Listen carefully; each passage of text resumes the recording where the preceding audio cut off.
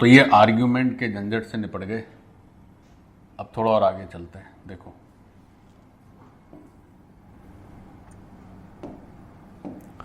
बच्चों अभी आपने z का जो पोलर फॉर्म देखा,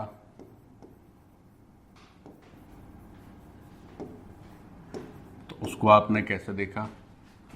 तो आपने देखा कि अगर किसी z को पोलर फॉर्म में लिखना है तो मॉड z बाहर लिखते हैं, अंदर क्या लिखते हैं? cos theta plus i sine theta, ऐसे लिखते हैं। ठीक है। अच्छा, cos theta plus i sine theta को लिखने का एक छोटा तरीका भी। क्या तरीका है? ये जो पूरा cos theta plus sine theta है, it can be represented as cis theta. ठीक। तो पोलर फॉर्म लिखने का एक मेथड ये भी हो सकता है कि आप z को लिखें मॉड z सिस थीटा, ये भी लिख सकते हो। एक और तरीका है। क्या? ये जो तुम्हारा cos theta plus i sine theta है, इसे तुम लिख सकते हो e to the power I theta. तो पोलर फॉर्म लिखने का एक और मेथड हो सकता है, that is z is equal to mod z e to the power I theta. ठीक है। तो ये सारी बातें एक ही हैं। कोई अगर ऐसे लिखे z equal to mod z e to the power I theta, या कोई ऐसे लिखे z equal to mod z और सिस थीटा, एक ही बात है। नोट किया जाए। ठीक। और ये तो तुम्हारा पोलर फॉर्म है, ये तो कन्वेंशनल है। z equal to mod z cos theta plus i sine theta, ये तो हमारा कन्वेंशनल पोलर फॉर्म रहता ही है। अच्छा, ये जो cos theta plus i sine theta को आप e to the power I theta कहते हैं, तो this is known as Euler's formula.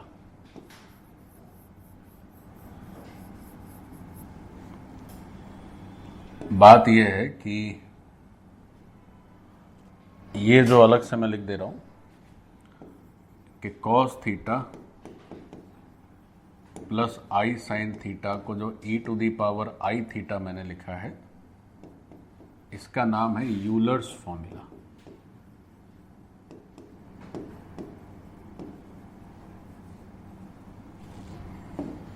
तो जरा सीखो इस सब का लॉजिक क्या है।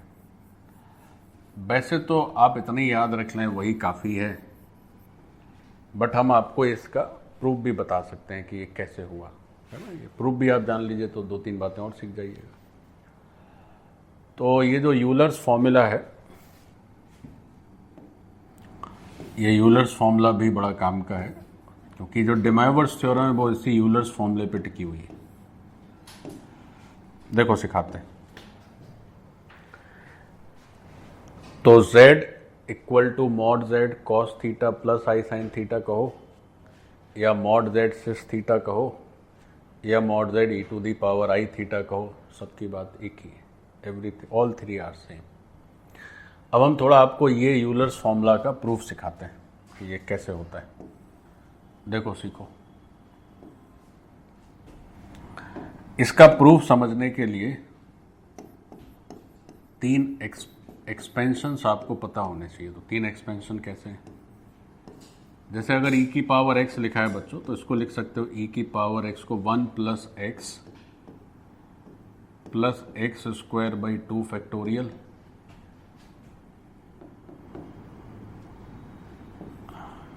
Plus x cube by 3 factorial plus x to the power 4 by 4 factorial, और ये इनफाइनाइट टर्म्स तक आते रहता है। ठीक। अब फिर इसमें एक टर्म है साइन एक्स। तो साइन एक्स का क्या फॉर्मूला होता है? तो वो होता है x minus x cube by 3 factorial plus x to the power 5 by 5 factorial minus x to the power 7 by 7 factorial up to infinity. फिर अगर एक cos x का फॉर्मूला देखें, उसको एक्सपेंड करें, this is 1 minus x square by 2 factorial plus x to the power 4 by factorial 4 by 4 factorial minus x to the power 6 by 6 factorial and up to infinity. तो ये 3 फॉर्मूले, अब ये भी बहुत कॉमन है, आप थोड़ा आगे पढ़ेंगे चैप्टर आपके मैथ्स में लिमिट्स, तो लिमिट्स में इन सबका बड़ा यूज़ होता है। तो ये e की पावर x का एक्सपेंशन है, ये sin x का एक्सपेंशन है और ये cos x का एक्सपेंशन है। अब उसमें ये जो नंबर छोटे छोटे घरों में लिखे हुए हैं उन्हें कहते हैं फैक्टोरियल, है ना। तो फैक्टोरियल का मतलब समझ लो, फिर इस प्रूफ पर आते हैं। तो भैया कई जगह आप देखेंगे तो x के नीचे भी एक 1 फैक्टोरियल लिख देते हैं, बट उसको लिखना ना लिखना बराबर ही है।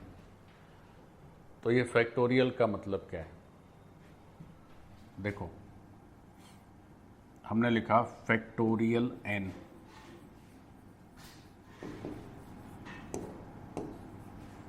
यह प्रोनाउंस किया जाए n फैक्टोरियल, एक ही बात है। इसको लिखने का तरीका या तो तुम n को इस तरह से लिख दो,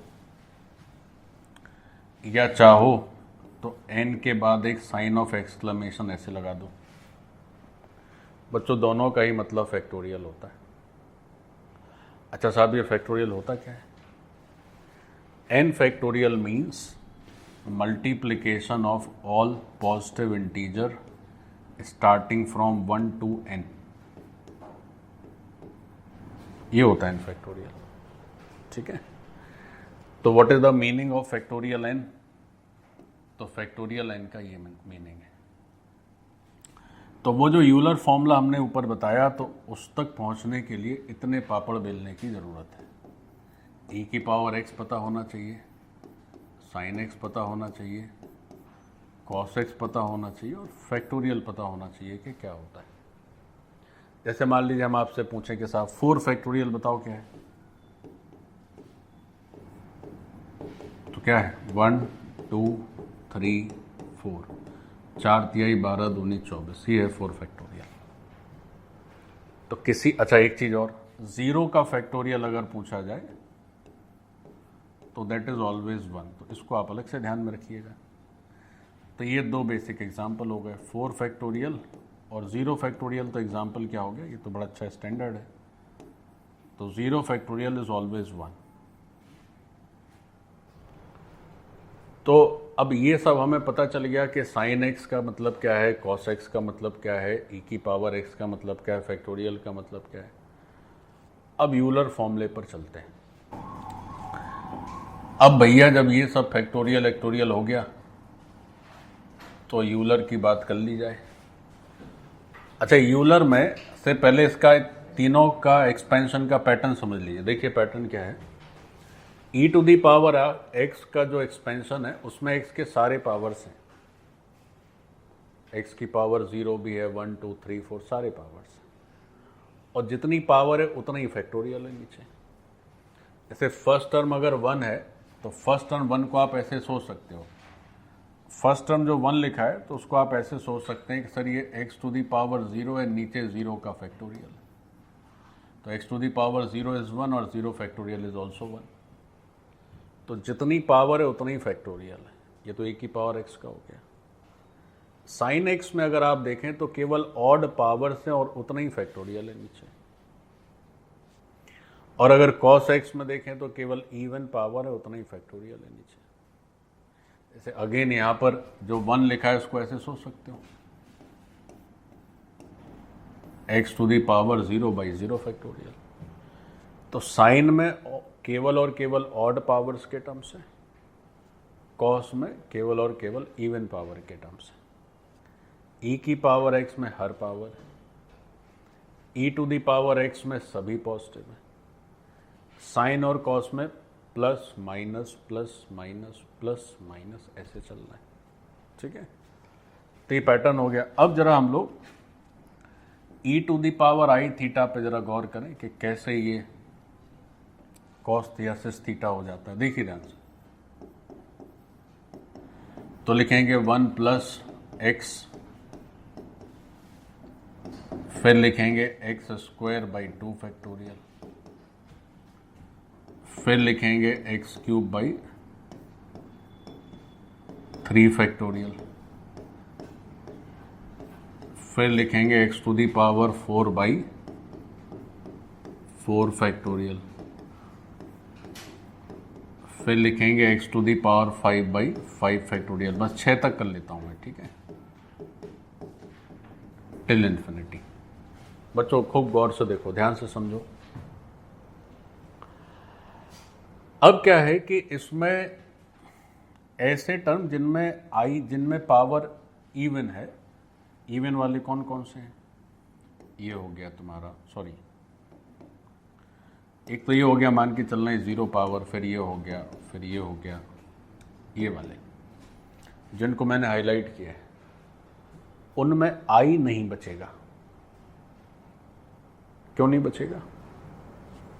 इसलिए नहीं बचेगा क्योंकि अगर आई स्क्वायर है तो -1 हो जाएगा, और आई टू दी पावर 4 है तो 1 हो जाएगा। लेकिन जिनमें ऑड वाले पावर चल रहे हैं उनमें आई रह जाएगा, उनका आई गायब नहीं होगा, ठीक है।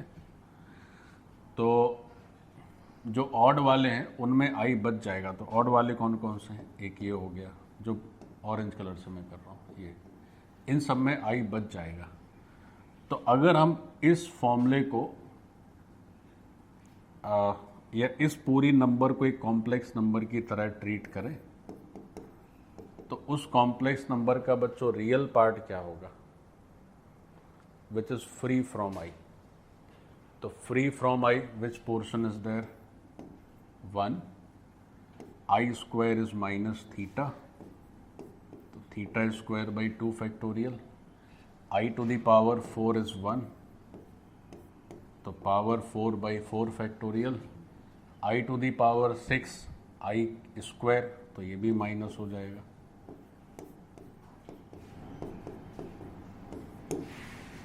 तो ये तो वो हिस्सा हो गया जिसमें आई है ही नहीं।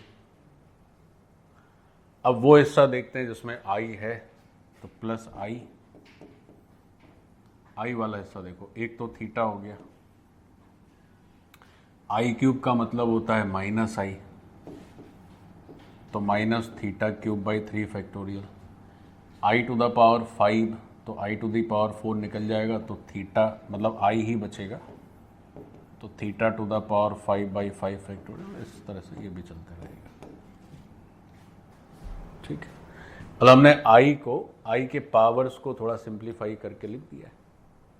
तो जिनमें ऑड पावर थी, देखो अगर ऑड पावर आएगी तो हमेशा तो आई बचेगा या माइनस आई बचेगा, और इवन पावर होगी तो +1 होगा या -1 होगा। तो यहां से e to the power I theta का वैल्यू हो गया।